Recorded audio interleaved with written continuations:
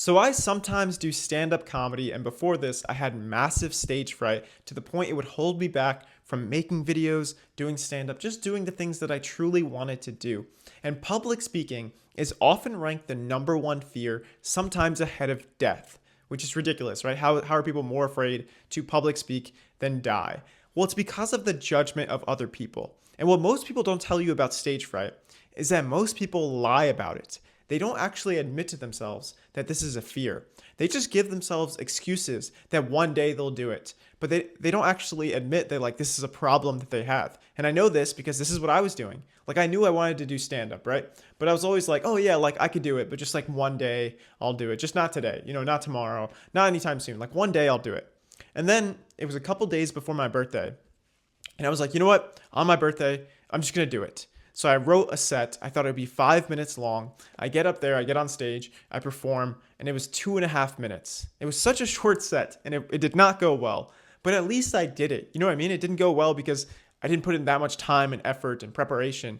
But it was like, at least I got it out there. At least I like went on stage and I got over the fear of getting up there. And there's certain things that you learn about stand up the more you do it because there's like certain like little skills that you need to have. It sounds dumb, but like you need to learn how to take the mic out of the mic stand, move the stand to the side, talk about what you have to say. Like these are things that you learn over time. There's such small things, but if you're on stage and it's like you're awkwardly trying to remove the mic and it just feels awkward, like that'll make your set worse.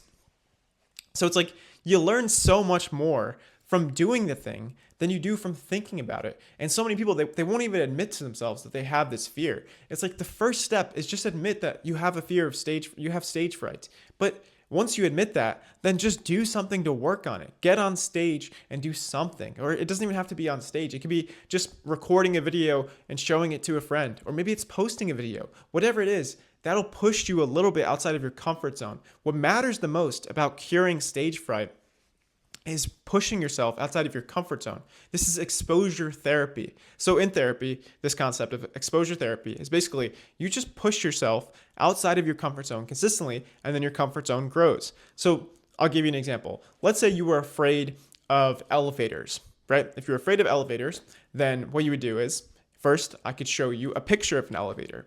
And maybe that's too much. Maybe I know this is a ridiculous example and you're not afraid of elevators, but just bear with me.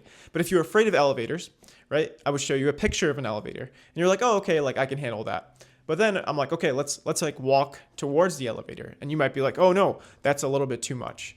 So whatever it is that you could voluntarily do is where we would go. And then the next day or the next week, whatever the next session, you would just go a little bit further. This is how it would work in therapy. So then eventually you're like, right next to the elevator. Then the next week, you're in the elevator. Then the next week, you actually press a button. So it's like you push yourself consistently and then you feel more comfortable. And then you could just do things that you could just do whatever you want. You know what I mean? Like the more you get comfortable on stage, the more you'll just be able to do it. The more you'll just be able to perform, whether it's stand-up comedy, public speaking, I don't know, acting in a play, whatever it is you want to do. The more that you expose yourself to it, the easier it gets. But the first step is admitting that you have a fear of it. And if you admit that you have a fear of it, then you can work on it. And the next step is actually working on it. So it's like, don't have this excuse in your mind. So many people are so arrogant that they're like, and I know this because I was arrogant, but like they're so arrogant that they're like, oh yeah, I could do it just like one day though. It's like, no, you either do it, sign up for it, or admit that you have the fear. Either get on stage or admit that you have the fear of doing it. Because you can't have this excuse that like, oh yeah, one day I'll do it. Yeah, I could do it, but like one day. It's like, no, face the actual problem and then do that consistently. And then you'll actually feel like the results of the real world. So many people, they're living in their head. They're like, oh yeah, it's going to be amazing. The video when I make it is going to be amazing.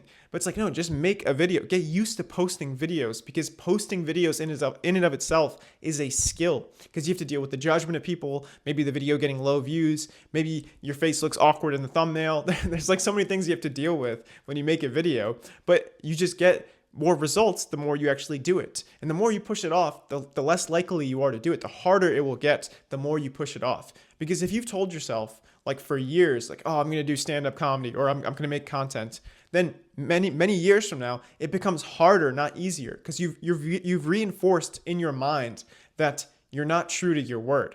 But if you actually take action, Now you start to see yourself as someone who's an action taker. So like the way to get over stage fright, the way to get over the fear of posting videos is to just do it as consistently as you can. It's to break it down to the next step, similar to the elevator example. Whatever the next step is, take that step and then do that consistently. And if you're having trouble with this, you can book a call with me. In the first session, I'll help you out with it. But basically, you just keep pushing yourself consistently, because if you get 1% better by the end of the year, you become 37 times better. Not 37%, 3,700%. So you become almost unrecognizable. And I know this from my own experience. Like I feel way more comfortable posting videos, like at least 37 times more comfortable posting videos than when I did when I first started, right? So it's like the more you put effort into this, the easier it gets. And I'm not saying it's going to be easy. Of course, it's going to be uncomfortable. You're leaving your comfort zone. Getting on stage for the first time, it feels uncomfortable. But that's how you grow, right? When you leave your comfort zone, that also gives you the potential of growth. So even though it won't be easy, it will be worth it. Life's not easy, but it's worth it. Take care.